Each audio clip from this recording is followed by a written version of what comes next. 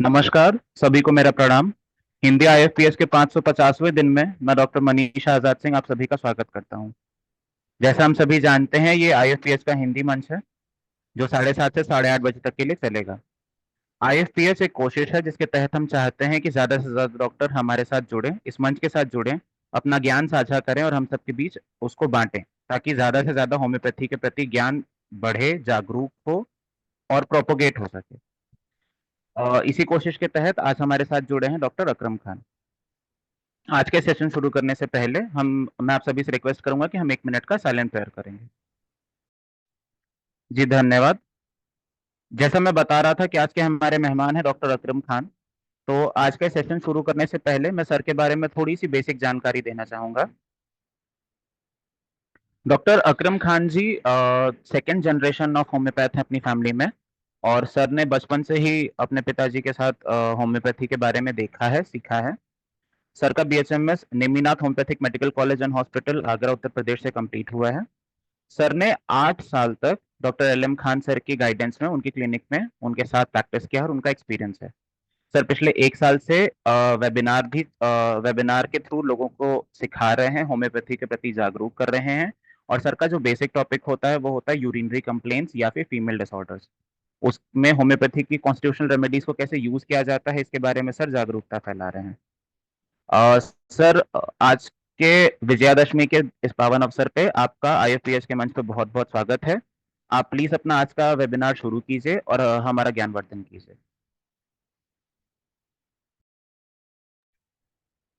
So, hello and good evening to everyone. So, am I audible? जी sir, आप audible हैं। Okay. Uh, First, I want to thanks to Sahani sir जो हमेशा मुझ पे इतने कम एज में मेरे ऊपर इतना बिलीव करके सर हमेशा हमको अ, कोशिश करते हैं, मोटिवेट करते हैं कि नहीं आप बोलो। मैं कहता भी हूँ सर बहुत सा मिस्टेक होता है सर, हम भी सीख रहे स्टूडेंट है। सर ने कहा कि नहीं, हमेशा मोटिवेट किया कि नहीं आप बहुत अच्छा बोलते हो, आप अच्छा बोल रहे हो, आप हमारे इस पे आके प्लेटफॉर्म पे आप बोलो। और so I am very thankful to Sahani sir who always giving me to the opportunity to sing in his platform। और बेसिकली मैंने जो इससे पहले डिस्कशन हमारा जो हुआ है वो केसेस के ऊपर हुआ है। और आज जो हमारा टॉपिक है ऑर्गेनन के है बेसिस पे है। तो ऑर्गेनन मोस्टली हम लोग सब कोशिश करते हैं स्टडी करने की, केस टेकिंग पार्ट, माइजम के पार्ट, डाइट एंड रिजम, ये सारे बेसिक हम लोग कोशिश करते हैं। लेकिन जो बेसिक ऑर्गेनन जहां से स्टार्ट होता है, हैनेमन सर का जो बुक है ऑर्गेनन, वो पूरा बुक जो है प्रैक्टिकल बुक है। लोग कहते हैं कि इतना पार्ट थ्योरेटिकल, इतना part practical. No, from the very first aphorism he is saying about the practical. ये बुक ही प्रैक्टिकल है। Without following the organon you never be a good practitioner. Organon का पाथवे और ऑर्गेनन का जो role है हमारे प्रैक्टिस में, not only in case taking part कि अफोरिज्म 85 से लेके 84 से लेके 105 तक हम लोग केस टेकिंग पार्ट पढ़ लिया, तो वैसा नहीं है। फ्रॉम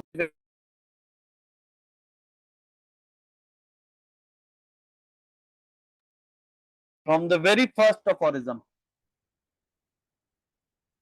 हैनिमन ने हमें प्रैक्टिस कैसे करना है, होम्योपैथिक फिजिशियन कैसा होना चाहिए, होम्योपैथिक प्रैक्टिस का रोल कैसे होना चाहिए, उससे स्टार्ट किया है। और ये जो बुक है अफोरिज्म 1 टू लेके 294 291 तक जितना है, वो line by line, series by series, step by step बोला गया है। तो स्टार्ट होता है ये अफोरिज्म 1 से। तो अफोरिज्म 1 में हमारे जो राइटर है और ऑर्गेनन के, हैनिमन सर, वो क्या कहना चाहते हैं? वो हमसे क्या मुखातिब है, क्या हमें डिस्क्राइब करना चाहते हैं, क्या कहना चाहते हैं। So in the first aphorism he is talking with the physicians. वो एक फिजिशियन से बात कर रहे हैं और कह रहे हैं कि हमारा फिजिशियन, होम्योपैथिक का फिजिशियन कैसा होना चाहिए। He is not saying doctor. Hahnemann ने यहाँ पे अफोरिज्म 1 में दी डॉक्टर भी कह सकते थे कि द डॉक्टर का ये मिशन है, नहीं, उन्होंने फिजिशियन कहा है। और कैसा फिजिशियन कहा है? फिजिक्स मीन हमारी बॉडी का जो फिजिक्स जो पार्ट है, चाहे एनाटॉमिकल हो, फिजियोलॉजिकल हो, पैथोलॉजिकल हो, इसका जितना स्ट्रक्चर है होल। और ईशियन मीन्स नॉलेज। फिजिक्स का जो नॉलेज रखता है, जो जानता है, वही फिजिशियन कहलाता है। तो फिजिक्स के नॉलेज में क्या क्या आ जाता है? फिजिक्स हमारी जो बॉडी की फिजिक्स जो होती है, जिसको हम लोग फिजिक्स कहते हैं, उसमें सारी पार्ट आ जाती है। Anatomical, physiological, pathological, organ, body का हर एक एक पार्ट, उसका जो नॉलेज रखता है वो फिजिशियन कहलाता है, अकॉर्डिंग टू हेनेमन।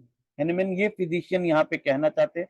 और कोई वर्ड हेनेमन ने एक एक वर्ड अपने अफोरिज्म में जो जो उठा के यूज किया, उस सब के पीछे का एक मोटिव है।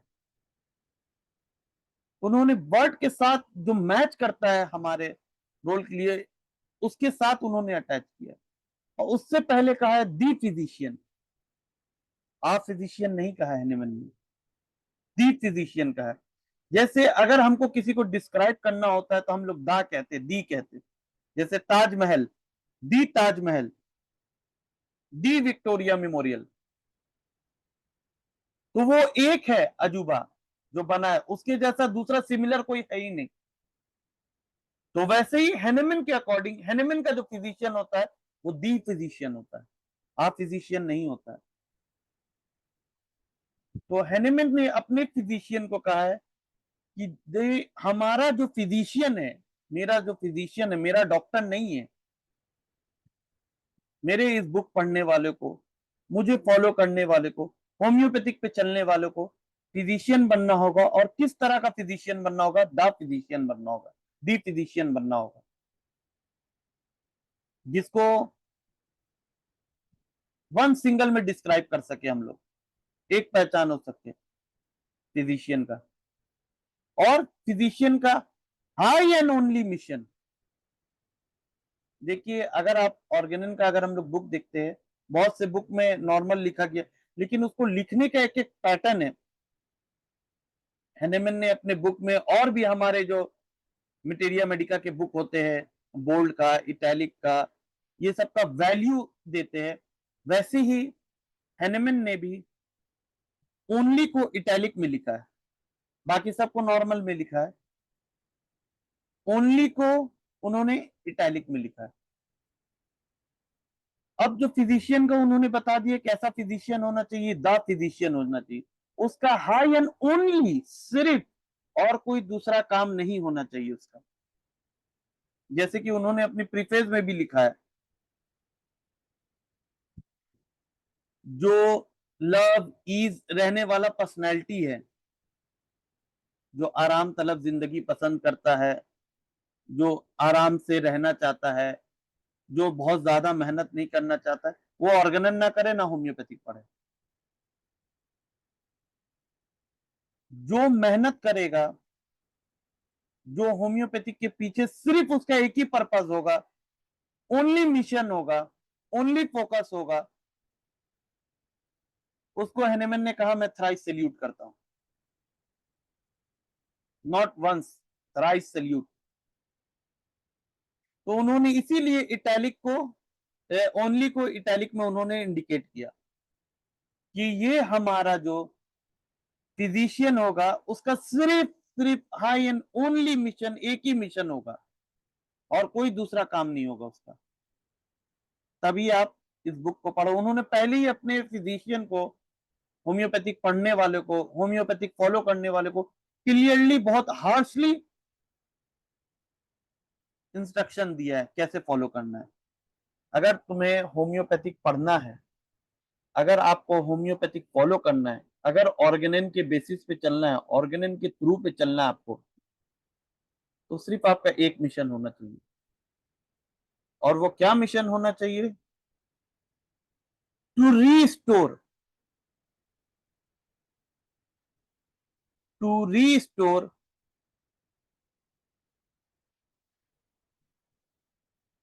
To restore the sick to health. हमारा जो फिजिशियन है उसका सिर्फ एक काम है, एक मिशन है, एक फोकस है कि जो सिक को हेल्थ में बदलना है, to restore the sick to health. अगर कोई बीमार, तकलीफ, कमजोरी, परेशानी में आ गया, उसको हेल्दी लाइफ में जाना है, हेल्दी वे में लाना है, हेल्दी पैटर्न में लाना है। To cure as it is term, healthy sick से हेल्दी करके उसको क्योर रखना है, एज इट इज टर्म, जिस तरह से कहा जा रहा है। उसके बाद उन्होंने फुटनोट में भी कहा है बहुत सारी बातें। एज इट इज टर्म का जो मीनिंग है पूरा फुटनोट में। तो फुटनोट हम डिस्कस नहीं कर रहे। क्योर का मीनिंग मैं डिस्कस करता हूं। What is to be cure, क्या क्योर का मतलब क्या है? What is the meaning of cure? Cure का जो मीनिंग है, हेनेमन ने मेटेरिया मेडिका प्योरा में चाइना के चैप्टर में उन्होंने डिस्क्राइब किया व्हाट इज क्योर। क्योर क्या है? उन्होंने तो कह दिया restore to sick to health, बीमार आदमी को ठीक करना है, बीमार आदमी को हेल्दी कंडीशन में लाना है, क्योर करना है। किस तरह, किसको हम क्योर कहेंगे? आई श्योर क्योर। हम बताते हैं कि क्योर किस तरह से होता है। हेनेमन की ये वर्ड है, अपने मटेरिया मेडिका प्योरा में उन्होंने डिस्क्राइब किया है चाइना के चैप्टर में। अगर आप चाइना का चैप्टर अगर मटेरिया मेडिका प्योरा में अगर आप पढ़ेंगे तो उसमें आपको क्योर का डेफिनेशन दिखेगा। I sure cure and by this, इससे हम मीनिंग आपको बताते हैं, इससे इसका मतलब हम बताते हैं आपको कि क्योर का मतलब क्या होता है।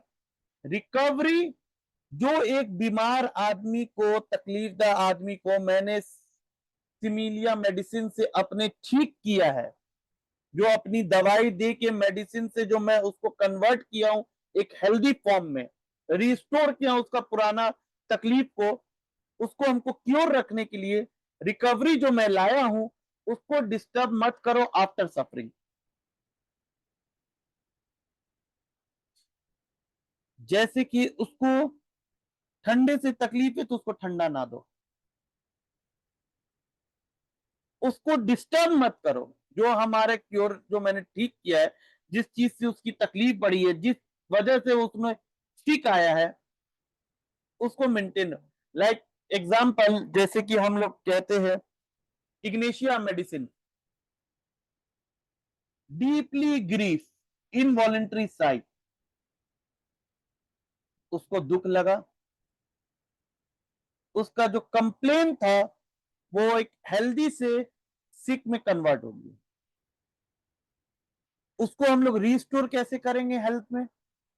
उसका सिम्टम लेके एक सिमिलिया मेडिसिन हम लोग, similia medicine, Ignatia like medicine हम लोग प्रिस्क्राइब किया, और उसका ग्रीफ जो है वो आस्ते आस्ते आस्ते आस्ते आस्ते आस्ते कम होता गया हमारी मेडिसिन के बाद। और उसका जो सिक में कन्वर्ट हुआ था हेल्थ से, अब जो वापस हेल्थ पे आया है, उसके आने के बाद जो रिकवरी हो रहा है उसमें अब किसी तरह का लोगों को कहना कि इनको जितना बच सके इनको अनडिस्टर्ब आफ्टर सफरिंग के बाद रहने, इसमें और दुख का रीजन, दुख का कारण और वो नहीं देना है, उसको मेंटेन करना है, maintaining recovery undisturb after suffering. That is to say, यही तो कहना चाहते हैं हेनेमन क्योर के मतलब। I sure cure and by this I mean a recovery undisturb after suffering. तकलीफ के बाद जो मेरा रिकवरी हुआ है उसमें और छेड़छाड़ मत करो, परेशान मत करो, उसको और तकलीफदा मत बनाओ। जिस चीज से उसको परेशानी हो रहा है उस चीज को, परेशानी को दूर करो, अवॉइड करो, वो मेंटेनिंग फैक्टर को हटाओ। पेशेंट, और ये मेंटेन रहा बहुत टाइम तक, 4 साल 5 साल हो गया, उसके बाद से फिर उसको ये बीमारी नहीं आया मेरे मेडिसिन देने के बाद, और वो हेल्दी कंडीशन में आ गया, 5 से 7 साल ड्यूरेशन कंप्लीट हो गया, और उसके बाद उसको किसी तरह का नहीं मिला, अनडिस्टर्ब रहा लाइफ में, यही क्योर है। और हम लोग एज अ होम्योपैथ, एक पेशेंट का थायराइड नॉर्मल आता है, हम लोग उसको कह देते कि क्योर हो गया। नहीं, 2 साल बाद अगर फिर उसको बढ़ गया, उसका रीजन जो थायराइड की मेरी मेडिसिन से जो ठीक हुई है, उसका रीजन जिस बेसिस में हुआ, thyroid hormonal imbalance disease like thyroid diabetes is cause by many reason. एक genetical, mental stress, obesity, fear, insult, many causes of mental problem. Stress, stress का मेनी रीजन हो सकता है, either grief, either insult, either fear. तो मेरी medicine के बाद जो वो कंप्लेन ठीक हुआ है, उसके बाद जो थायराइड के लिए जो मेंटेन होना चाहिए जो problem, like he will not take sodium and iodine in a large quantity, he or she should not take iodine and sodium in extra, maintained by the stress, maintained by the obesity, ये सारे चीज से वो उसको बच के, उसको guide करके, उसको संभाल के 5 7 साल 8 साल तक वो मेंटेन, उसमें कोई डिस्टर्बेंस नहीं लाया, दैट इज द क्योर। और हम लोग 1 महीना 2 महीना में कोई रिजल्ट आता, हम लोग इंस्टेंट लिखते cure, that's not cure, that is well managed by the homeopathic medicine, and we should have to maintain and manage this for a long time and say as that is cure. We have to follow this philosophy, recovery undisturbed after suffering. This is the meaning of cure which Hahnemann gave in the Materia Medica Pura in the chapter of China.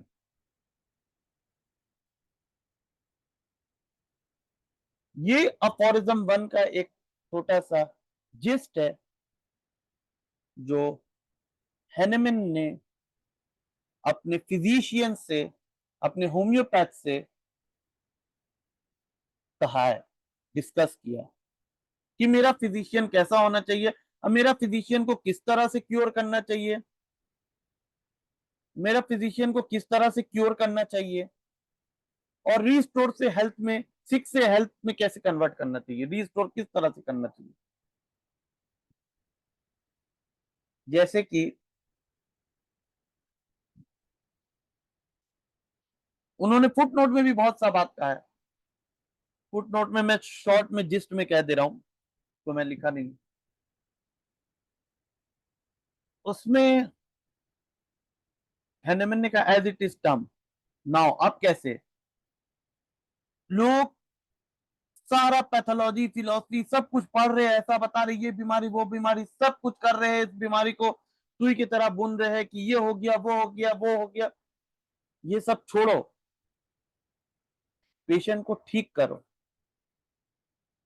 Suffering humanity आ बढ़ रहा है, तकलीफ में साई ले रहा है, और हम लोग सारा खाली पैथोलॉजिकल बेसिस पे बात कर रहे हैं।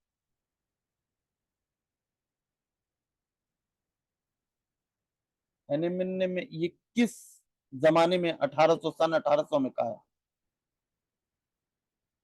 और सेम 2024 above 100 years, और सेम थिंग्स हमारे यहाँ अब चल रहा है।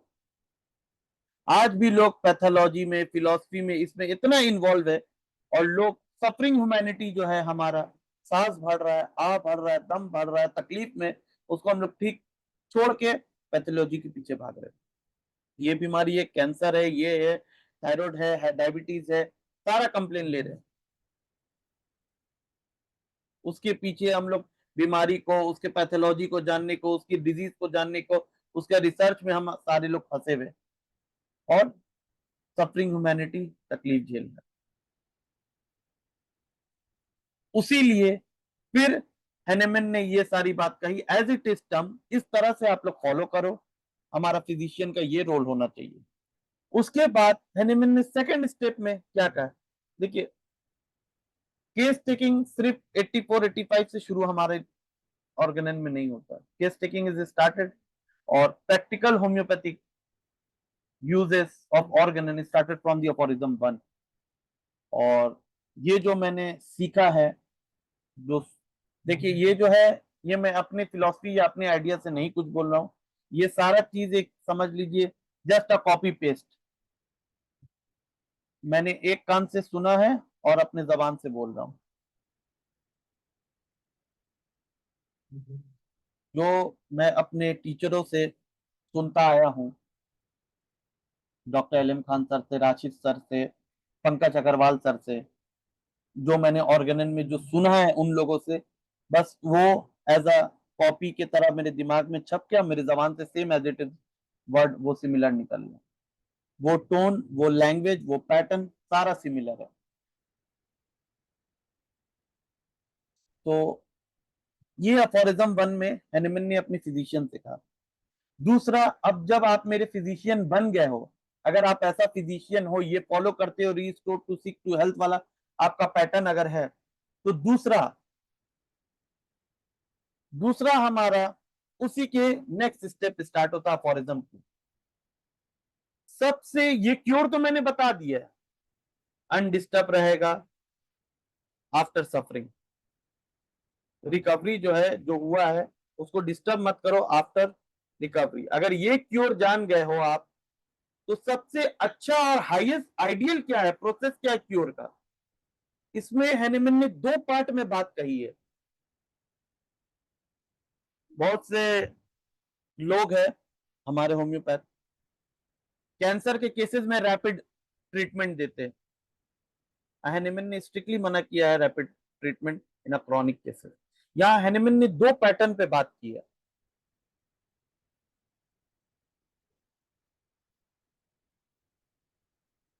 ये जो हमारा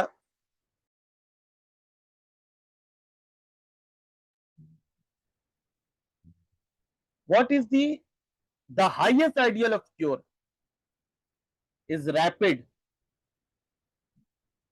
gentle and permanent restoration of the health। बस ये हेनेमन ने एक्यूट केसेस के बारे में कहा है, एक्यूट कंप्लेन के बारे में कहा है।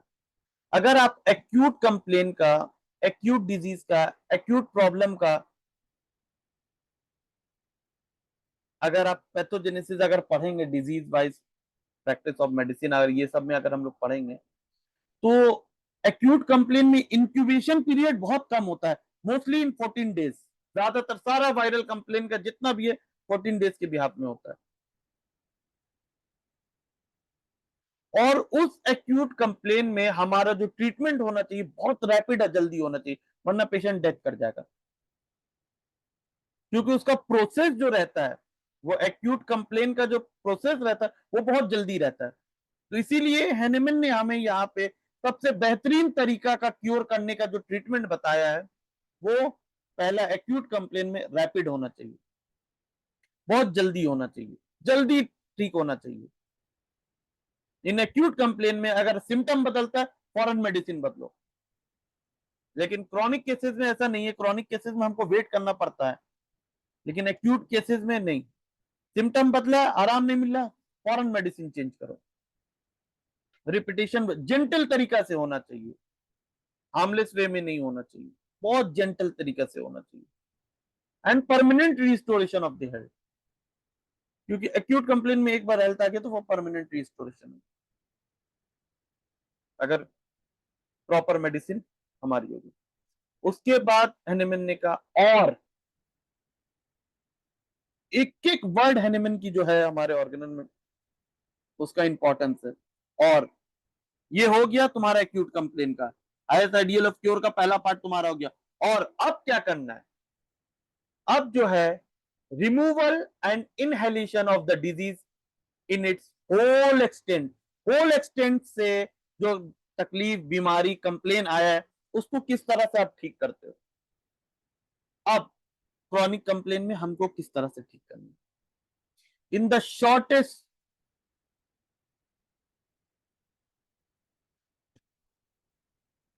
बहुत शॉर्ट टाइम में, शॉर्टेस्ट टाइम में, बहुत। इसमें पहले एक्यूट कंप्लेन में मैंने कहा रैपिड होना चाहिए, बहुत जल्दी होना चाहिए, बहुत तेजी में होना चाहिए, स्पीड में होना चाहिए। और 1 लाख था पगड़ी देने के लिए, 4,000 किसी का माइक ऑन हो गया, वो अपना माइक बंद कर ले। ब्रिज नंदन कुमार जी।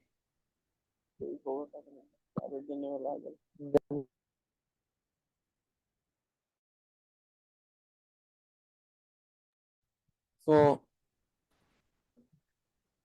in the shortest, most reliable and most harmless way, बहुत कम टाइम में, बहुत ज्यादा टाइम हमको क्रॉनिक केसेस में नहीं लेना है, कम पीरियड में होना चाहिए, रिलायबल टाइम में होना चाहिए, और हार्मलेस नहीं होना चाहिए हमारी मेडिसिन से, एग्रेवेशन नहीं होना चाहिए, कंप्लेन इंक्रीज नहीं होना चाहिए, पैथोलॉजिकल ग्रोथ और बढ़ना नहीं चाहिए, हार्मलेस वे में नहीं जाना चाहिए, और रिमूवल जो एनिलेशन ऑफ द डिजीज का होगा वो होल एक्सटेंट में होना चाहिए। ये क्रॉनिक केसेस में हैनेमन कह रहा है। ऑन इजली कॉम्प्रिहेंसिबल प्रिंसिपल्स, किस तरह से होना चाहिए, on easily comprehensible principles, principles S यानी कि एक से ज्यादा। तो इसका रेफरेंस इजली कॉम्प्रिहेंसिबल प्रिंसिपल्स क्या है, जो हमें अफोरिज्म 22 में सीखने को मिलेगा, लर्न करने मिलेगा कि प्रिंसिपल्स क्या है। ये जो दो तरीका हैनेमन ने दिया है हमें ट्रीटमेंट करने का एक्यूट एंड क्रॉनिक में, जो एक्यूट में हैनेमन ने कहा है कि rapid, gentle and permanent restoration होना चाहिए।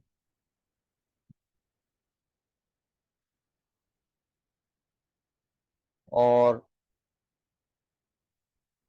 दूसरा जो है होल एक्सटेंड में ठीक होना चाहिए क्रॉनिक केसेस में, और शॉर्टेस्ट पीरियड में होना चाहिए, बहुत रिलायबल टाइम में होना चाहिए, बहुत हार्मलेस वे से होना चाहिए।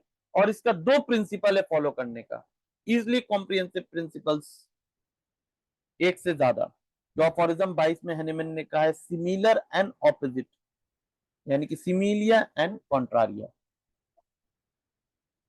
ये दो प्रिंसिपल है हमें जिससे एक्यूट एंड क्रॉनिक कंप्लेन को ठीक करना, कब हमें कॉन्ट्रारिया से ठीक करना है, कब हमें सिमिलिया से ठीक करना है। ये दो प्रिंसिपल्स है हमें, जो इस हाईएस्ट आइडियल ऑफ क्योर का जो ट्रीटमेंट है इस तरह से करना है। सो ये हुआ अफोरिज्म 2 का शॉर्ट डिस्क्रिप्शन। एंड अफोरिज्म 3, फिर हैनेमन बता दिए कि पहला तरीका कैसे है, कि हमारा फिजिशियन कैसा है, हमारा फिजिशियन कैसा होना चाहिए। उसके बाद हैनेमन ने हाईएस्ट आइडियल ऑफ क्योर बताया है। अब फिजिशियन को क्या परसीव करना है क्योर में, क्या परसीव करना है। If the physician clearly perceive what is to be cured in, क्या क्योर करना है, फिजिशियन को क्लियरली परसीव करना होगा, क्लियरली सोचना होगा।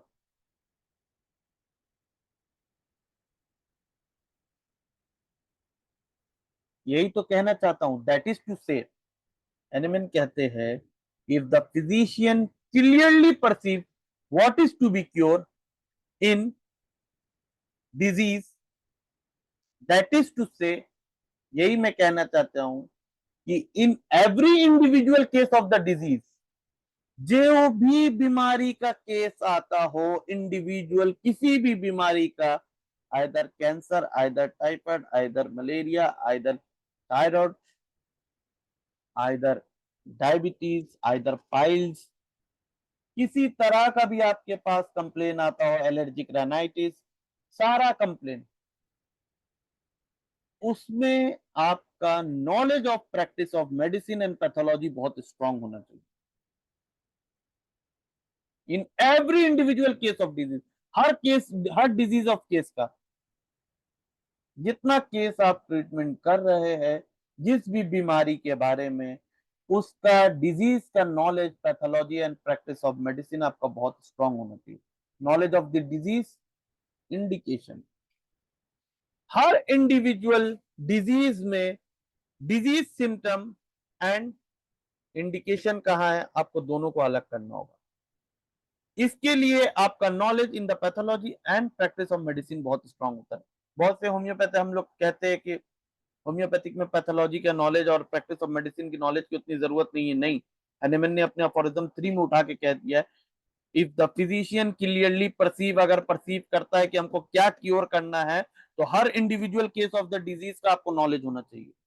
जिस भी बीमारी को आप ठीक करते हो उसका आपका नॉलेज बहुत एक्सपर्ट होना चाहिए कि उसमें क्या क्या सिम्टम है, उसमें क्या क्या पैथोजेनेसिस है, उसका कहां कहां से रोल है, कॉज है, वो आपको जानना होगा। वो अगर आप जानते हैं तो आप easily symptom of the pathology and symptom of the indication आप अलग कर सकते हैं।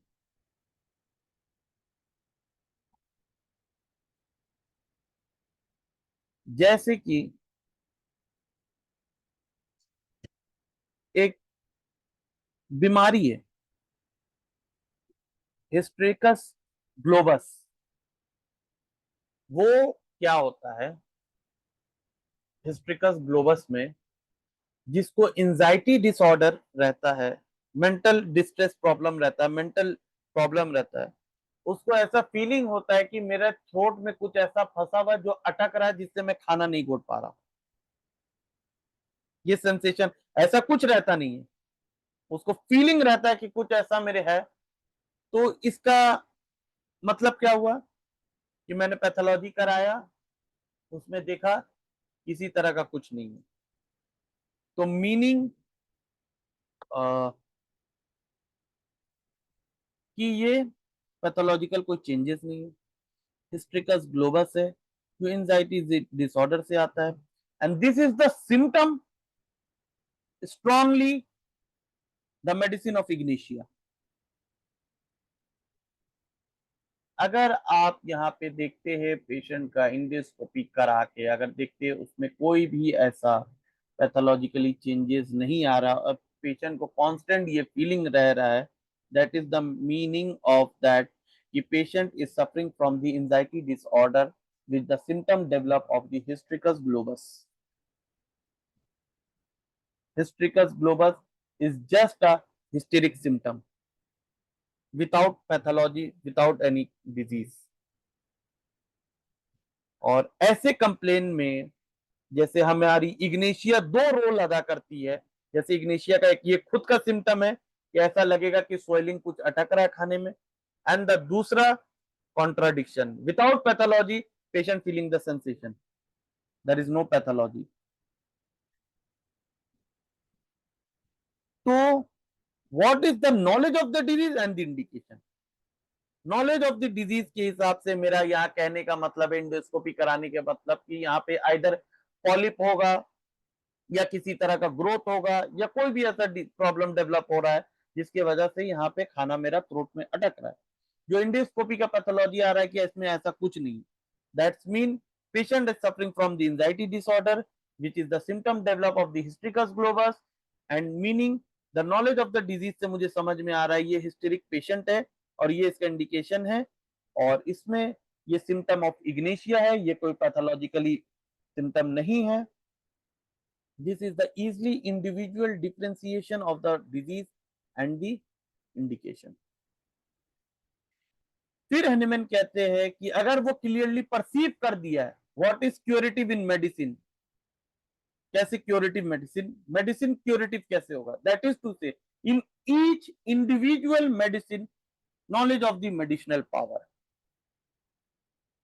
मेडिसिनल पावर का नॉलेज होना चाहिए।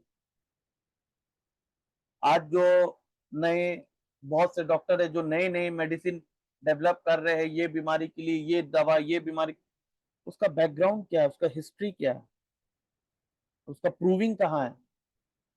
कोई भी आप मेडिसिन बना ले रहे हो जिसका प्रॉपर ये है तो ये बना लो, ये है तो ये बना लो, प्रूविंग कहाँ है? मैंने तो अपने अफोरिज्म 3 में क्लियरली कह दिया है कि अगर आपको पेशेंट को क्योर करना है, अगर आपको डिजीज का नॉलेज है और क्यूरेटिव मेडिसिन अगर पेशेंट को देना है, तो आपको मेडिसिन का individual knowledge of the medicinal power होना होगा। मेडिसिन का जो पावर है उसका आपको नॉलेज बहुत स्ट्रांगली होना होगा, उसका प्रूविंग, उसका बैकग्राउंड, उसका डेप्थ, उसका सिम्टम, रेड लाइन सिम्टम, कितने किताब से कितने रेफरेंस आते हैं, उसका नॉलेज पे अगर आपको कमांड है, and if he knows how to adapt according to clearly defined principles, जो aphorism 2 में हमने पढ़ा है comprehensive principles, वो principles के according clearly अगर defined है, what is curative in medicine to what to he has discovered to be undoubtedly morbid in the patient, so that the recovery must ensure to adapt it। अगर ये सब चीज के follow करके अगर आप ट्रीटमेंट कर रहे हैं तो इसका रिकवरी अश्योर कर रहे हैं कि ये होगा। और as well in respect to that the suitable of the medicine most appropriate according to its modes of action of the case before him, choice of the remedy, the medication indication, और उसका medicine का जो indication मिलने के बाद उसका जो preparation है, उसका जो प्रॉपर डोज है, उसका जो रिपीटेशन है, उसका आपको नॉलेज होना होगा। 200 है, मैं डेली पेशेंट को 3 टाइम 4 टाइम दे रहा हूं, 1 महीना से खा रहा हूं, उसका तो प्रूविंग हो जाएगा। एनिमिन 30 पोटेंसी से ऊपर कभी कोई पोटेंसी नहीं दी, 1 सिंगल डोज देके बैठ जाते थे 1-1 महीना 6-6 महीना। तो अगर आपको proper dose, proper preparation, proper, हमारे पास प्रिपरेशन के लिए तो सबसे बेस्ट है कि हमारा जो मेडिसिन जो बन के आता है, हमारी जो कंपनी है जितनी भी है, वो बहुत एग्जैक्ट प्रिपरेशन से बनाते हैं, लेकिन प्रॉपर डोजेज, डोजेज बहुत मैटर करता है। हमारे पास भी बहुत से पेशेंट आते हैं, कहीं कोई दूसरे डॉक्टर को दिखाए, क्या दिया है, पल्सा टीला 200 डेली 3 टाइम 4 टाइम, कितना दिन से खा रहे, 3 महीना से खा रहे, केस टेकिंग कर रहे तो सिर्फ पल्सा टीला का सिम्टम मिल रहा और किसी का सिम्टम नहीं मिल रहा, क्या उसमें ठीक करेंगे? तो प्रूविंग कर दिया आप, मेडिसिन 3 महीना से आप 3 टाइम 4 टाइम मेडिसिन खिला के पेशेंट को, तो सारा सिम्टम तो डेवलप हो गया उसके अंदर। On that time what we should prescribe, no medicine, आप पेशेंट को प्लासिबो दे कुछ हो, और उसको बिलीव 4 तरीके, 4 टाइप का, 5 टाइप का, 6 टाइप का प्लासिबो उसको दो, और उसको समझाओ कि नहीं इसी से आपको ठीक। 3-4 महीने के बाद जब आप 2-3 महीने के बाद जब आप केस टेकिंग करेंगे सिर्फ प्लासिबो, आपको अलग चेहरा दिखेगा। ऐसा एक केस नहीं, ऐसा 100 केस मैंने देख लिया। यहाँ से आया हूँ, ये डॉक्टर को दिखाया हूँ, इतना डोजेस का थूजा का मैंने इतना पोटेंसी खाया, कंटिन्यू 1 mg का 2 महीना से मैं खा रहा हूँ, क्या होगा? तो सिम्टम प्रूव हो। जब कोई सिम्टम पूछ रहे, खाली थूजा का सिम्टम आ रहा और किसी चीज का सिम्टम ही नहीं आ रहा। तो डोजेस का प्रॉपर नॉलेज और प्रिपरेशन अगर आपको पता है, और रिपीटेशन आपको पता है कि हमको कितना रिपीटेशन देना है,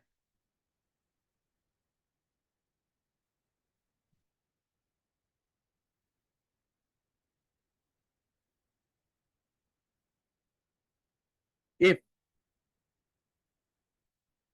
finally he know the obstacle to recovery in each case and it's aware how to remove them, और ये सब जानने के बाद भी अगर रिकवरी नहीं हो रहा है तो आपको अवेयर रहना होगा कि क्या ऑब्स्टिकल कर रहा है,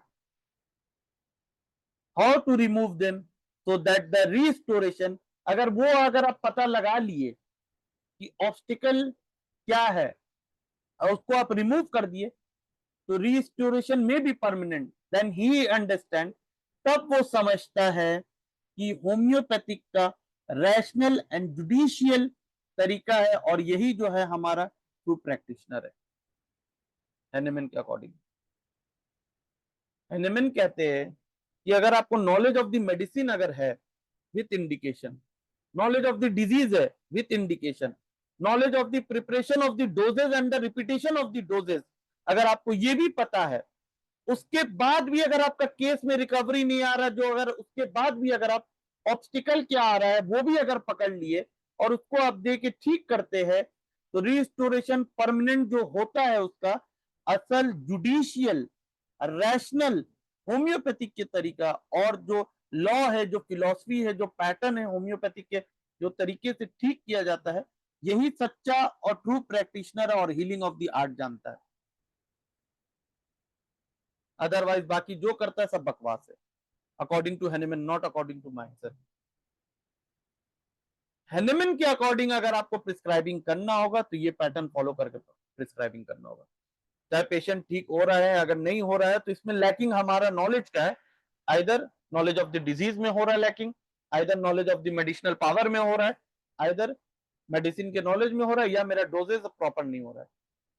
होम्योपैथिक में का कोई इसमें रोल नहीं है, होम्योपैथिक फिलॉसफी का कोई रोल नहीं है, हैनेमन का पैटर्न का कोई रोल नहीं है।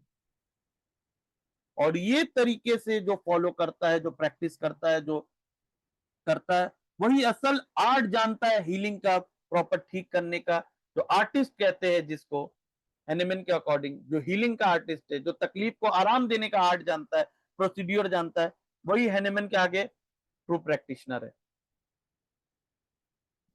तो व्हाट इज द ऑब्स्टिकल? जैसे हैनेमन को कितने साल लग गए थे ऑब्स्टिकल जानने में कि मैं मेडिसिन दे रहा हूं ठीक नहीं हो रहा है, इसमें क्या एक वजह है? तब हैनेमन ने माइज्म का पता लगाया था कि नहीं, कोई सोरा सिफिलिस साइकोसिस बोल के कोई चीज है जो ऑब्स्टिकल कर रहा है, जिसकी वजह से ये ठीक नहीं हो रहा है, मैंने मेडिसिन दिया है, अगर ये ठीक सारा कंप्लेन हो रहा है, एक जगह पे आके स्टॉप हो गया है, एंटीमाइजमेटिक ड्रग दो, उसके बाद खत्म करो केस को। जैसे मेरे ब्रदर का एक केस था, उन्होंने ठीक किया था, एट द एंड एंटीमाइजमेटिक मेडिसिन देके ठीक किया, सारा मेडिसिन दे रहा हूं, चल रहा है चल रहा है चल रहा है चल रहा है, बहुत उसके बाद ईचिंग बढ़ा, बहुत तकलीफ है, बहुत परेशानी है, 1 dose of the sulphur and complete the case. देखिए एट अ टाइम में, ये इससे थोड़ा, ये जो बातें चल रही उससे थोड़ा हट के हम कह रहे हैं, एट अ टाइम में बहुत दफा सोरा सिफिलिस साइकोसिस तीनों दिखता है हम लोग को, अरे ये भी है, सोरा का भी बहुत सिम्टम है, साइकोसिस का भी बहुत सिम्टम है, उस पर जो डोमिनेट करता हो वो एंटीमाइमेटिक प्रिस्क्रिप्शन होना चाहिए। ज्यादा आपके लिए डोमिनेट क्या कर रहा है? आइदर सोरा, आइदर सिफिलिस, आइदर साइकोसिस। डोमिनेट क्या करता है? किसी का बहुत वाटी वाटी ग्रोथ है, वॉट्स निकला हुआ है, साइकोसिस की तरफ में जा रहे हैं हम, बहुत डिस्ट्रक्टिव ग्रोथ भी निकल रहा है, ओवरऑल थोड़ा ब्लीडिंग ब्लीडिंग भी हो जाता है, दिख जाता है, बहुत बॉडी में ईचिंग है, उसमें सबसे ज्यादा तकलीफदा उसको क्या है?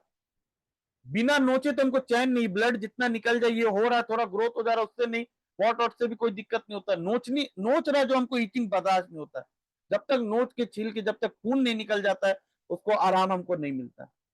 That's mean psora is so dominating, then we have to prescribe antipsoric medicine. सारा केस दे देके उसको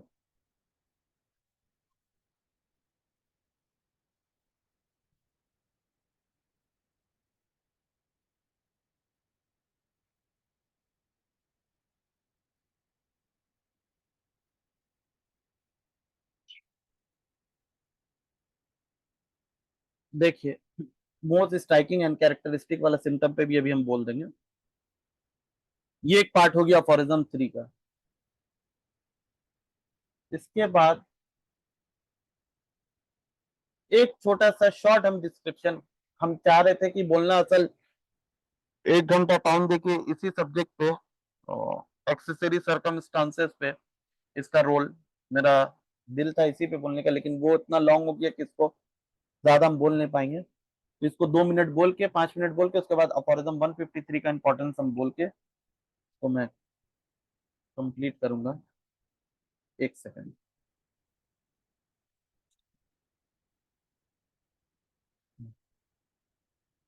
देखिए अफोरिज्म 5 में भी 2 पार्ट है, exciting cause and the fundamental cause. Most probable exciting cause in acute, बारिश हुआ भीग गए, बुखार आ गया, अरे आदमी सोचता है इस बारिश की वजह से, नहीं। मोस्ट प्रोबेबल हो सकता है, वो भी एक वजह हो सकता है, बहुत खास वजह हो सकता है। सिर्फ बारिश ही हुआ भीग गया उसके वजह से हो गया, नहीं, नेवर। उस वक्त उसका मेंटल स्टेट क्या था, बारिश में बहुत लोग भीगा, उसको हो गया, दूसरा को नहीं हुआ। ये वन ऑफ द कॉज हो सकता है, मोस्ट प्रोबेबल। लेकिन इसके साथ एक रीजन सिर्फ एक्साइटिंग कॉज का एक्यूट कंप्लेन में है, इसको कभी भी हमको कंसीडर नहीं करना चाहिए। ओनली वन सिम्टम नहीं, बहुत सारे उसका मोस्ट प्रोबेबल हो सकता है, बहुत ज्यादा उसका रीजन हो सकता है, डोमिनेट हो सकता है, लेकिन और भी अदर सर्कमस्टांसेस हो सकता है।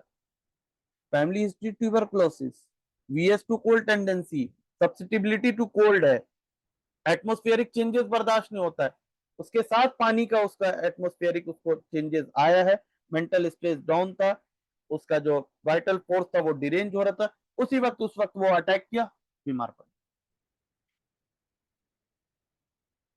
एक्साइटिंग कॉज सिर्फ बारिश हुआ भीग गए, चलो रस तक दे दो, चलो डलका मारा दे दो, नहीं। बारिश one of the cause, most probable, not the only cause, many things.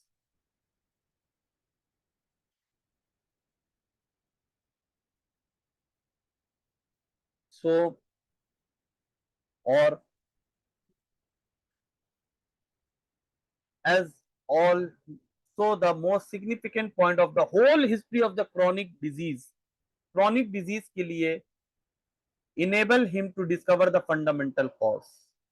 Fundamental cause क्या है? Generally due to the chronic miasm 3 thoracic psychosis.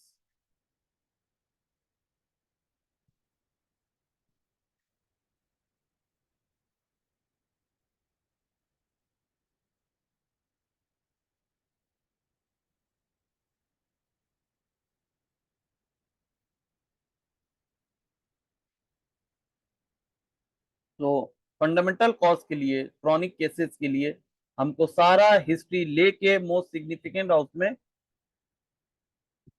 Chronic miasm पे ये करना होगा।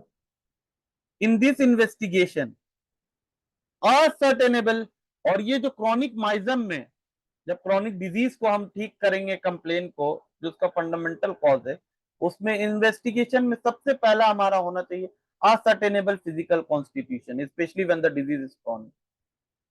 लुकअप फीचर्स, पतला दुबला लंबा है, गोरा है, हम फास्फोरस दे देंगे? नहीं। If he has the symptom fear of the thunderstorm and the lightning and constant and since childhood desire for the cold food and the cold drinks, he can't eat warm things, then he's a phosphorus. Blackish person, lean and thin, desire for the fatty meat, बिना meat का, fatty meat का खा ही नहीं सकता है, lean thin fatty, lean thin black person,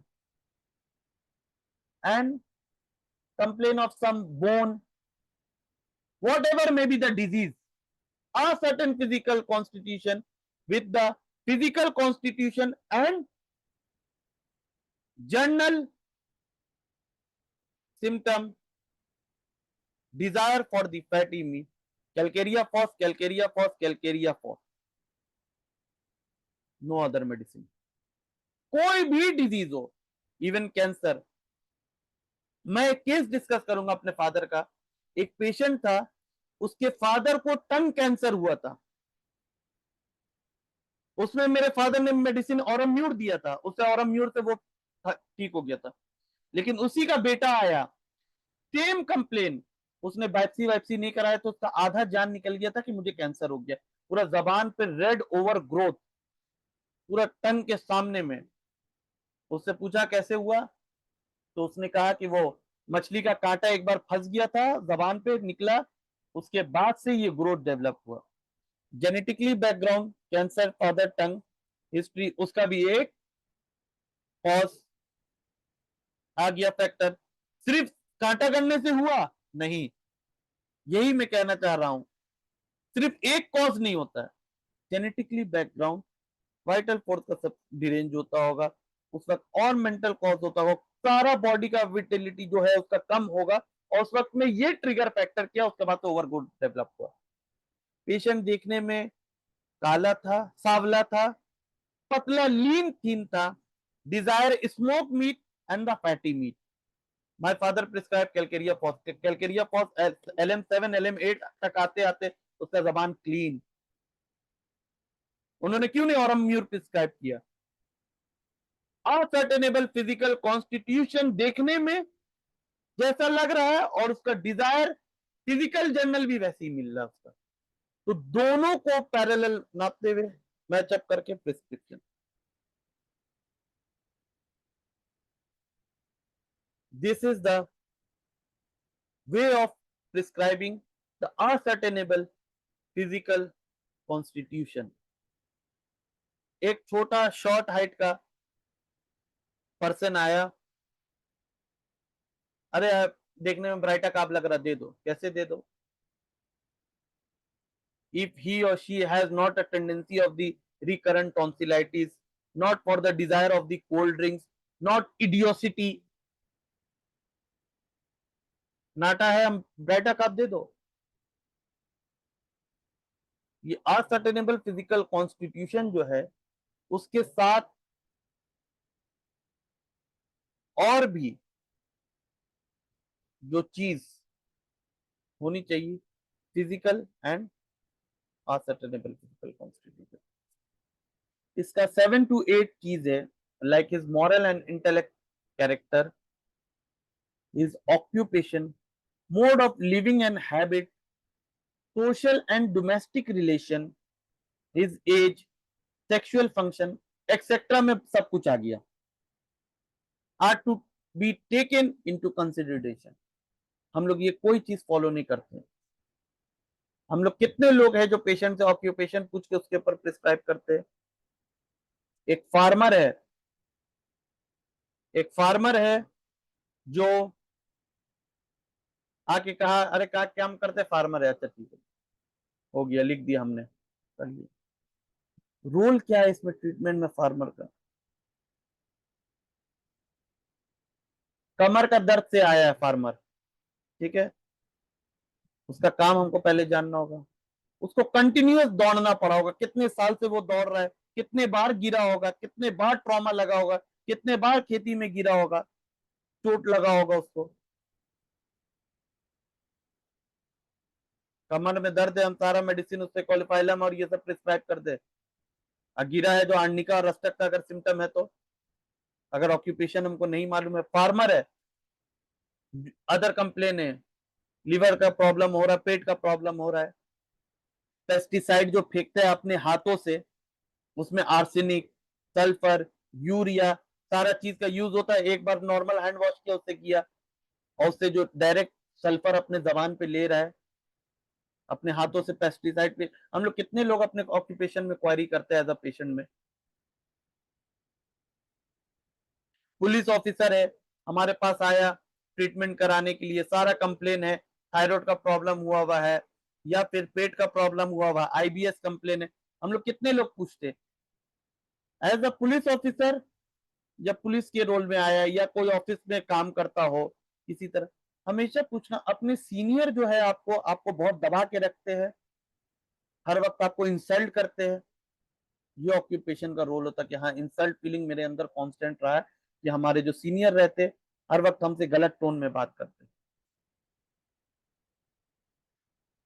and what is the desire? मुझे गाढ़ा ठंडा दूध बहुत पसंद है। गिव स्टेप्सिकेरिया। कितने हम लोग ऑक्यूपेशन का इंपॉर्टेंस देते हैं हमारे रोल में, एज का कितना इंपॉर्टेंस देते हैं।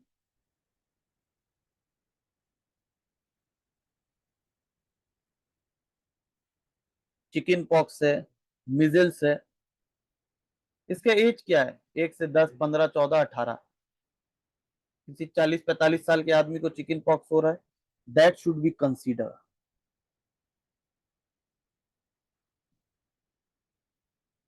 जोड़ में दर्द होने लगा है, कितना? 18 साल 19 साल का उम्र है, दैट शुड बी कंसीडर।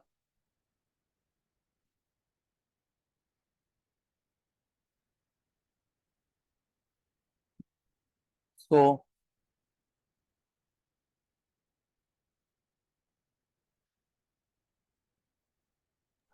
ये हमारा, इस पे और भी बहुत 1-2 घंटा आदमी डिस्कस कर सकता है, जो एक्सेसरी सर्कमस्टांसेस है, और मैं इसीलिए शॉर्ट में इसको डिस्कस कर दिया। सो फिर नेक्स्ट कभी ऑर्गेनन का मिलेगा तो इसके बाद वाला मैं कोशिश करूंगा डिस्कस करने का। और एक चीज जो हमारे, जो मैंने कहा अफोरिज्म 22 में 2 चीजें, सिमिलिया और कॉन्ट्रारिया। तो हैनेमैन ने कहाँ कहाँ कहा है कि कॉन्ट्रारिया या मेडिसिन हमें नहीं देना है, कब हमें मेडिसिन नहीं देना है पेशेंट को। सिर्फ आ गया हमारे पास, हम मेडिसिन लिखेंगे? नो।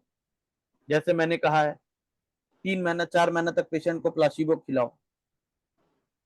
कब? जब कहीं दूसरा डॉक्टर से वो high medicine, high dose, high repetition में खाता आ रहा, उसका पर प्रूविंग हो गया, that times we should give no medicine. According to organon requiring no medicine, aphorism 16 के फुटनोट, इमेजिनरी डिजीज में हमें कोई मेडिसिन नहीं देना है।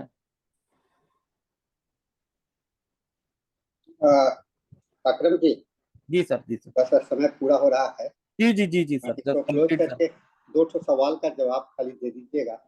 हम्म, 2 का सवाल खाली दे के हम लोग क्लोज कर देंगे। एक जी तो जी पूछा है difference between the characteristic symptoms, leading symptoms.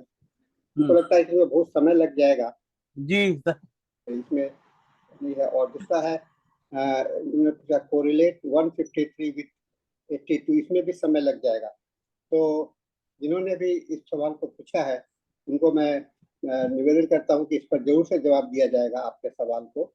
और इस सवाल के लिए चूंकि हमारे पास में अब समय नहीं है, और बहुत ही गहराई से इन्होंने अध्ययन बताया है आपको, बहुत ही सारा चीज को इन्होंने बहुत ध्यान से बताया है। तो हम लोग को थोड़ा सा इस पर गौर करना चाहिए। और एक चीज और मैं कहूँगा कि कोशिश करना चाहिए कि जो विषय है उस पर, उससे बाहर क्वेश्चंस ना करें, क्योंकि ये क्वेश्चंस दोनों जो आया है वो इससे बाहर था। वो टाइप ऑफ द क्वेश्चंस ये था, सिम्टम्स था। तो आइए, लेकिन आपकी बातों का जवाब जरूर दिया जाएगा। अकरम साहब आपको निश्चित रूप से जवाब देंगे, और लेकिन अभी नहीं, आगे के सेशन में। तो इसके साथ में हम लोगों का सेशन समाप्त होता है। अकरम जी कल फिर आ रहे हैं, आप सबों को मालूम होना चाहिए, कल फिर आ रहे हैं। और डॉक्टर एलएम खान के ये सुपुत्र हैं, और एलएम खान के केस के विषय में ये चर्चा करेंगे, उनका एक्सपीरियंस, उनके साथ में उनका क्या अनुभव रहा है। हम लोगों को एलएम खान का दर्शन मिले होगा डॉक्टर अकरम जी के माध्यम से। तो आइए, इसके साथ में हम लोग इस मीटिंग को समाप्त करते हैं, और पुनः कल अकरम जी से हम लोग मिलते हैं। Now thank you so the session is over, handed over to doctor Dhanesh. You can take over the charge